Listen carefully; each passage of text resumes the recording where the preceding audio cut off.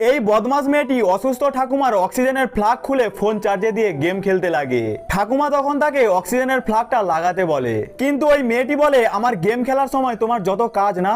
সেই মুহূর্তে মেয়েটির দিদি এসে ওইটা দেখে অবাক হয়ে যায়। সে মেয়েটিকে বকতে লাগে আর বলে তুই এটা কি করছিস। ছোট্ট মেয়েটা মনে মনে ভাবতে লাগে ঠাকুমাকে মারার প্ল্যানটা ফেল হয়ে গেল। সেই মুহূর্তে একটি মহিলা আসে, ও বলে তুমি কি তোমার ঠাকুমাকে মারতে চাও। তখন বড় মেয়েটি বলে আমি কিছুই করিনি, বোনই অক্সিজেনের প্লাগটা খুলে দিয়েছিল। ছোট মেয়েটি বলে আমি কিছুই করিনি, দিদি এটা করেছিল। মহিলাটি এসে বলে তুমি এত নিচে নামতে পারো, বলে বড় মেয়েটির গালে একটা চড় মারে। ঠাকুমা খুব অসুস্থ হয়ে পড়েছিল এবং তার শরীরে রক্তের প্রয়োজন ছিল, যা শুধুমাত্র এই মহিলাটির রক্তের সঙ্গে ম্যাচ খায়। নার্স তার কাছে রক্ত চাইতে আসে, কিন্তু মহিলাটা না করে দেয়। ও বলে আমি রক্ত দিতে পারবো না। নার্স তখন বলে তুমি তাহলে বৃদ্ধা মহিলাকে মারতে চেয়েছিলে।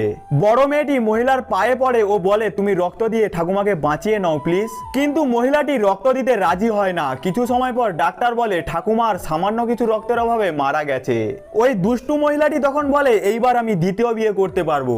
মেয়েটি তখন ঠাকুমাকে কথা দেয় যে তোমার মৃত্যুর বদলা আমি নেবই। মেয়েটি কি তার ঠাকুমার মৃত্যুর বদলা নিতে পারবে? দেখার জন্য চ্যানেলটিকে সাবস্ক্রাইব করে আমাদের সঙ্গে থাকো।